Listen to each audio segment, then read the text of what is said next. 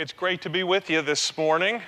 Thank you. I know of all the things you could do on a Saturday, this is not necessarily high on your list unless you're committed to what you do. First, I want to warn you in advance, we're going to move fast. This topic could take 4 or 5 times what we have this morning. So I want to do 2 things. I want to show a picture and plant a seed. This is not intended for you to necessarily take notes on facts. All right? The picture. Show of hands, who's a strong swimmer in here? We've been watching the Olympics. I need a show of hands of a strong swimmer, someone who, okay, so you're not going to be included. I'm going to pick on you right there. What's your name? Amber. Amber. Okay, Amber. Great swimmer's name, but you didn't raise your hand, so I'm going to assume you're not a strong swimmer. Pretend I want to motivate you, and I want to motivate you because I'm curious. I'm curious to see what you can do, and I'm going to ask you to swim about 25 yards in that lake, dressed exactly as you are. Don't take your watch off, your bracelet, your shoes. 25 yards out, 25 yards back, ready to go. Now, if you knew Amber, and I've just met her, but she's given me a very, not even a smile, it's kind of a nervous view, like she doesn't know why she's getting picked on. She really meant to sit in the back. I said, but Amber, it's very, very important. We need the data, okay? We need the data, please swim. I'm not even getting the polite smile I got before. And she's probably eyeing that mountain right there. Snow on top. You can imagine that it's run off. The lake is cold. If somehow I offer you $10, wow, that was a really mean look. You get my point. I'm going to change the facts. I'm going to just change one small fact, and we're going to do this again. 25 yards out, there's a 7-year-old girl drowning. What do? You jump in.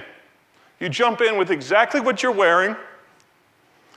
You jump in without hesitation, and you swim the fastest you've ever swum in your life. And the only difference is you know the purpose in which you're swimming. True? I love being in a room with swimmers. Show of hands again. Who's a strong swimmer? Amber, you can raise your hand. 1 million children will not graduate from high school this year. Actually, it's more than 1 million, but 1 million will identify that the reason they're not graduating because they don't see any connection with what they're doing in the classroom to the real world. They don't see a connection to a job. They don't see a connection to anything. And so they are going to stop swimming, and they're just going to get out of the lake. 1 million. Or put another way, if somehow we could link the real world just a little bit more tightly with what's going on in the classrooms, we could save at least 1 million. And that doesn't get to the students who still graduate, but they're just not engaged. That they still don't see the connection, but somehow they just still show up enough to get a high school diploma.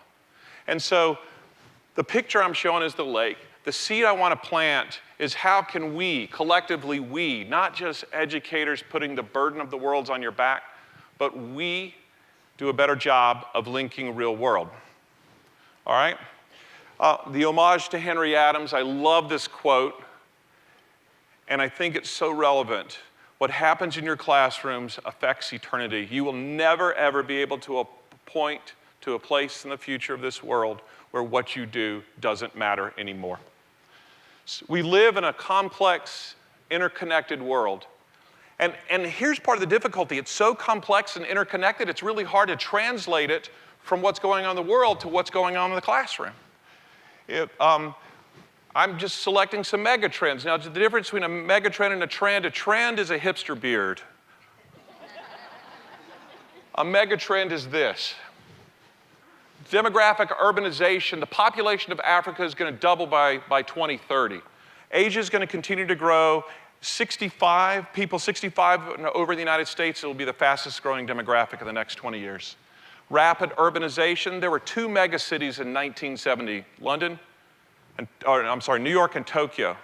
There's 23 today. There'll be 41 by the year 2030. That's cities of 10 million or more. The 4 largest cities in the world are going to require $8 trillion of infrastructure in the next 12 years. Resource scarcity, these are the big three: energy, water, food. We're literally going to run into the Hunger Games if we don't come up with something. 1% of all energy in the United States is used to dry clothes. Think about that. 1% just to keep our clothes dry. 1% of all energy in the world goes to computers. By the year 2040, the semiconductor industry calculates that at the present pace of computation proliferation, 100% of the energy resources in the world will go to run computers.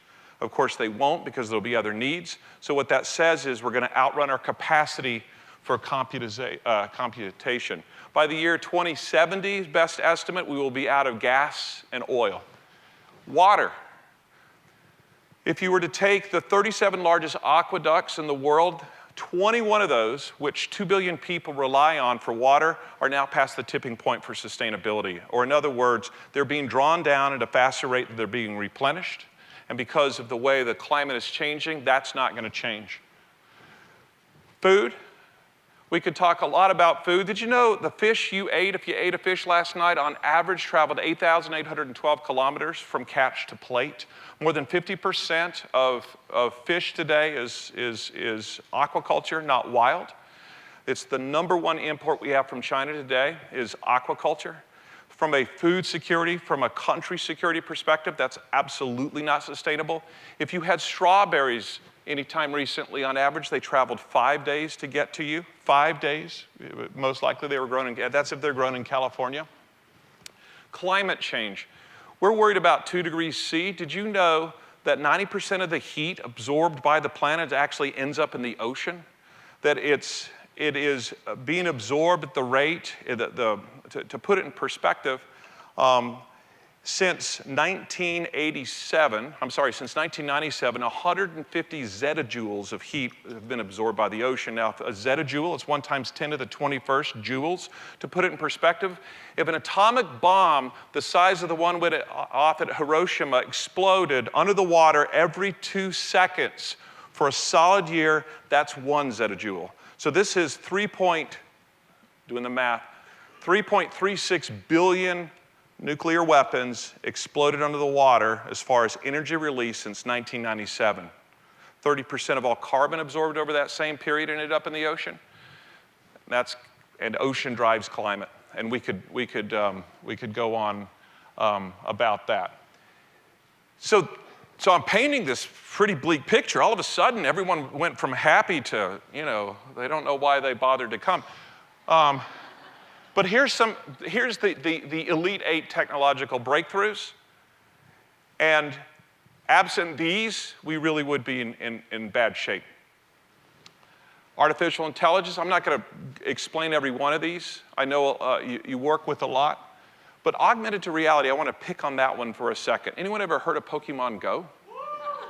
That's a version of augmented reality. That's the tip of the iceberg of what's coming with augmented reality, to put some sort of computational-based system and layer it on top of a physical reality in real time. Can you imagine, at some level between virtual reality and augmented reality, the ability to work in very difficult places, whether it's under the ocean, on a satellite, being able to operate? It is going to revolutionize what can be done. My oldest daughter babysat 2 rambunctious children the other night, and she texted me and she said, "I love Pokemon Go." The 2 children realized that I had on my phone, and they said, "Brittany, can we hold your phone and run around the house for a while outside and hatch some eggs for you?" If you're not in a Pokemon Go, it requires motion. Pokemon Go has probably done more for exercise of youth in the last 2 months than all of the presidential speeches in the history of the United States. It's incredible. It increased the market cap of the company that was thought had something to do with it, but didn't, by $7 billion in a week. And that's before you get to the Internet of Things. It's staggering how many people are killed in automobile accidents. That will become a thing of the past. Cars will talk to cars, that will talk to roads, that will talk to red lights, and talk to other things that will make it so cars just won't run into each other anymore and kill people. And I could go on, but I don't have time. And so here's literally where we are.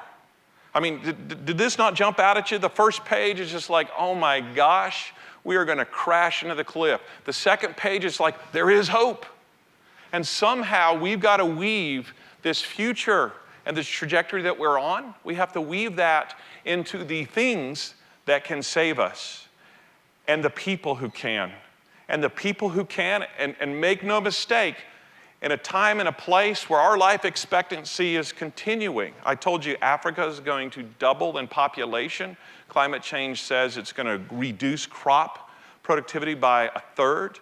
We're going to have 2 billion more people on the earth by 2050 and no more cropland. And we're going to be part of that. Next year's kindergartners, or the next year, one or the other, depending on who you believe on life expectancy and actuarial tables, 50% of them will see the next century start. It's incredible where life is going, and we're part of it. And it's going to require marrying those forces. There's an outfit called Sundrop Farms based in London. They're the #1 tomato grower in Australia. They use solar energy to desalinate seawater using greenhouses to control the environment. And it's very, very close to zero carbon right off the bat. Greenhouse technology. You saw some pictures before. Can you imagine if you had greenhouse film that could selectively filter sunlight to grow and everything else to make solar energy? Or the MacGyver syndrome, right? Everyone remember MacGyver? Necessity, the mother of invention, absolutely. And you know what? If necessity were the mother of invention, I think insufficient funds is the father. Because we're not going to have anywhere close to enough money to throw at this stuff. We're going to have to be very, very careful, very, very efficient. And we can do it. Look what Airbnb has done with hotel. Look what Uber has done with cabs. Between technology and the challenges, put the technology in the right hands, set them in the direction, and we're off. Innovate or die, partner to innovate. Don't put this entirely on your backs. One of the things that I think would be fantastic, I told you I'd plant a seed, Jamie. How awesome would it be to sit in a room for a day and talk more in depth of megatrends and technology and how to translate each of those problems and potential solutions into the classroom? Because here's the thing, not a one of those is a math problem. Not a one of those is an English problem. Not a one of those is a chemistry problem. They're big, ugly problems that are all put together. There'll be part chemistry and part physics and part biology and part political science, because we're going to have to get our leaders to understand there's more going on in the world than what's going on in the Beltway. At a time that ocean science, that we should increase ocean science research, because right now it's at a level that approximates a blockbuster Brad Pitt, Angelina Jolie film. That's the entire sum and substance. It's being cut next year. That makes zero chance. What do? I'll let you read this slide, because we're quickly, oh my gosh, going out of time. But we got to get out of our silos. It's good for grain and not much else. This is the way that the silos are working right now. I'm a chemistry major. I'm a business major. I'm an engineering major. I'm a lawyer. This is what we need to be. We are communicators and thinkers and innovators and problem solvers with domain expertise that runs deep in some places and wide in others, so we can sit and look at the world's problems without freaking out, and then get somebody to translate some of the robotic language I'm looking at, to translate it into something. What do these people have in common? They were all accounting majors. This illustrates my point. Building the plan. And we're going to get into this a bit. What are the needs? What are the resources? And who are the people you can sit down with? I have a quick case study on ocean science, and I think this thing started at 15 minutes, so I think I have a bonus minute here. Okay. Case study on ocean science. When you think about ocean science and the physical sciences, you don't always think, oh, that's not too hard. Really? Look at the domains that ocean science by itself, the blue economy, Google Blue Economy sometime, that they pull together. All of this stuff. When we think of renewable energy and windmills, did you know that we really don't have enough copper to run all the windmills that we need for renewable energy unless we go into the Amazon and destroy it? whereas there's pure copper deposits in the bottom of the ocean that literally need a Dyson vacuum to pull from the bottom. Now, does that mean that that won't be difficult too? Sure, but which do you pick? We're in a place where there's no easy choices left. They're hard and they're trade-offs. But you marry, again, the need with the technology and vision and partnerships with the right people who are in your classrooms and aim them in a direction and tell them that they can change the world, and they absolutely will. We partnered with the Woods Hole Oceanographic Institution to develop something called the XBAR buoy. We need a lot more data in the ocean in order to come up with a model that can help with predictability of what our future is going to be. And so part of the problem is cost. It's about $3 million for a MEP buoy, and we need probably another 10,000. And so with the parts that look like you got it at Lowe's, the enterprising young scientist, Dr. Carol Ann Clayson, who's a PhD in the joint MIT Woods Hole program, invented the XBAR buoy. But they couldn't get it funded because it had never been done, and our federal government doesn't like to fund things that have never been done. Think about that for innovation. And so with Dr. Clayson's insight, this drive we heard for continuous improvement based on science and a little bit of money from Eastman, we launched the XBAR buoy and also retrieved the Gulfstream glider that I'd love to tell you about in another day. And so this is the boat we were on off the coast of the Cape last year. And like I said, launched the XBAR, and the Gulfstream glider was the first continuous autonomous underwater vehicle launched from Miami, came to Cape Cod, and we just did this on the side. And the short version of it is, because it had never been done before, the feds didn't want to fund that either. Now that it's been done and shown, Woods Hole just got a $1.5 million grant to have these things running continuously. And for the first time, we'll have baseline data to one of the most important currents in the entire ocean that transports heat and momentum, and help build models so we can come up with a future that's more predictable and a future that we can help solve some of the nasty world problems. I think we're going to get to in the next about how do we partnership, but the most important thing, I think, and the most important point is the importance of mind share. It's not really an ATM strategy. It's sitting in a room with people with various domain expertise and having creative collisions. Thank you very much.